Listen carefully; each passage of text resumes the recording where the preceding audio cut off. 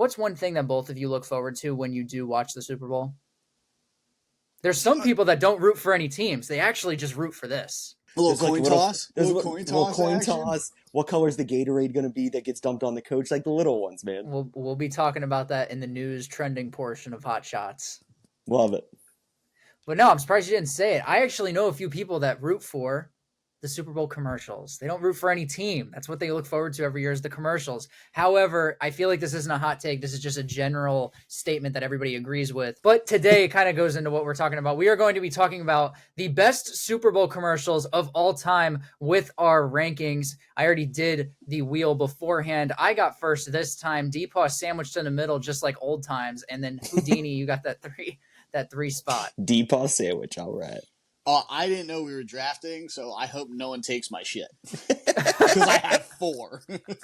We're only going DK with 3. his This is list. not a Mount Rushmore here. We're only No. going 3. All right. No, I don't even think I could come up with fucking 4.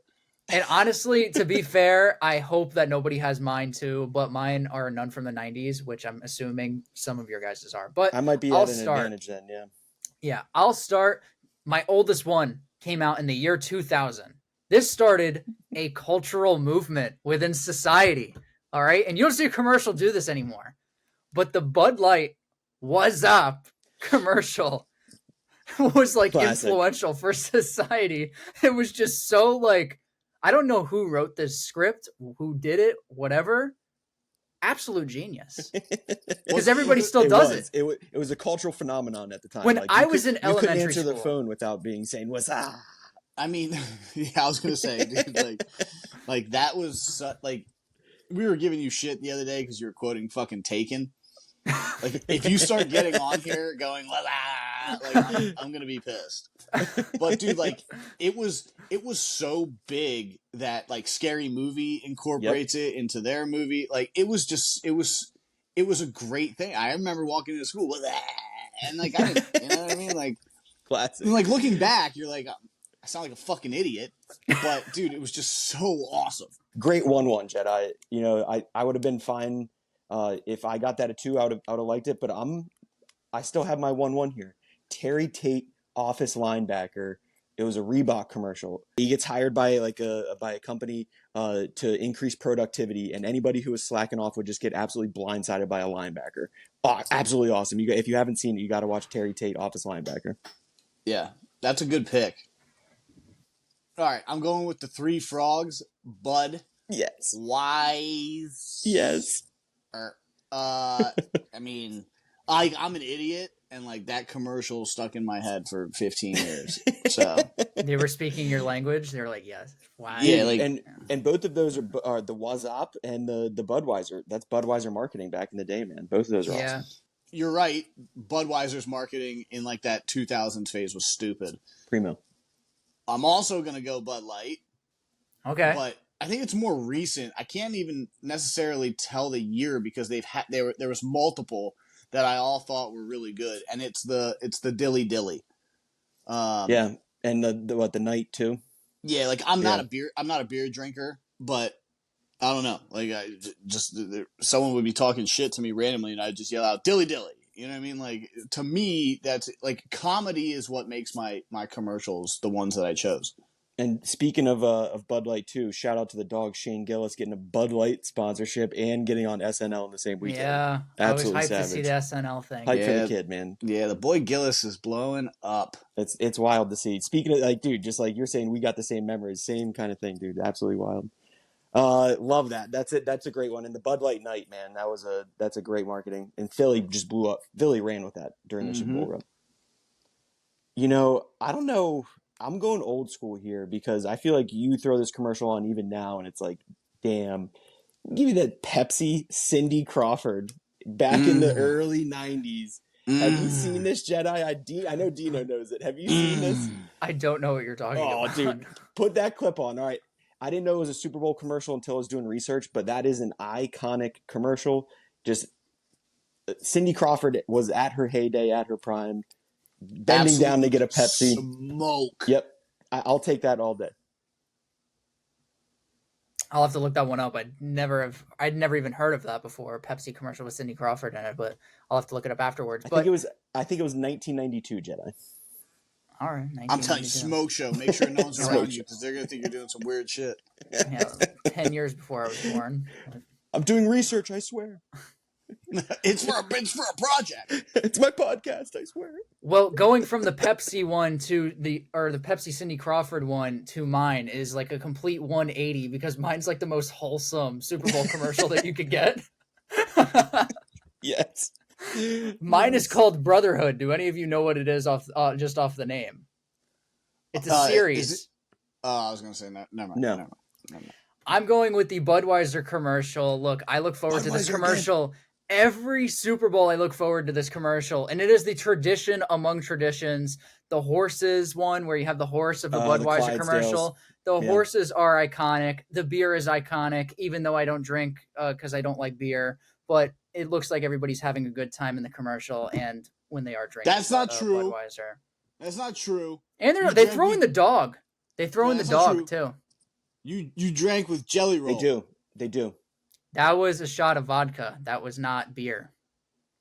I said I don't drink beer. He got Right. you, Dino. All right, bud. Whatever you say. Dude, But that's the Anheuser-Busch iconic of marketing, iconic. dude. Absolutely killing it. Honestly, I didn't even realize this, but now just based off of our list, I mean, what are we in the top like That was first? 3 of them. That was 3 of them right there. I mean, Yeah. geez, more than half almost. Yep, exactly. Have 3 out of the first 6. And then going back to back for me, the first trailer. I'm going different. One thing that with the Super Bowl kind of teases always are the big movies that are coming up in the summer or maybe a little later down in the year. And the first trailer that we saw in 2012 was for one of the greatest franchises and the most successful franchise in film history, the original Avengers. It was the first time that we ever saw anything Really? teased where we were seeing all those Marvel characters, Iron Man, Thor, Captain America, Nice. Hawkeye, Scarlett Johansson, what'd she play? Black Widow. I Black mean, Widow, all yeah. those superheroes coming together. That was like an iconic moment because I don't believe anybody was expecting to see that trailer that day.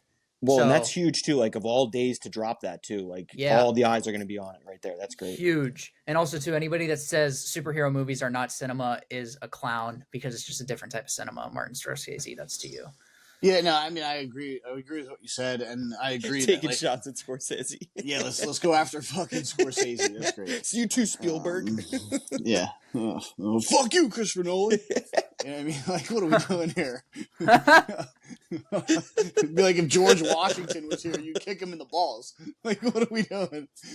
So, no, I agree with you. I think you could probably, it's probably umbrella it, like any movie that's highly anticipated. If you get a sneak peek or a premiere or something like that during the Super Bowl, it's different. You kind of just wait for it. It's normally in the fourth fucking quarter for a reason. Mhm. What is it? Back to me here. Yes, sir. You know, honestly, we put this list. What? Yes, sir. Because I was trying to clear my throat without making a bunch of That was a noise. cough, yeah. oh no, you made enough noise. You sound like fucking Mia Khalifa over there. Yeah, we gotta get that clip and be able to use that. That's fucking great.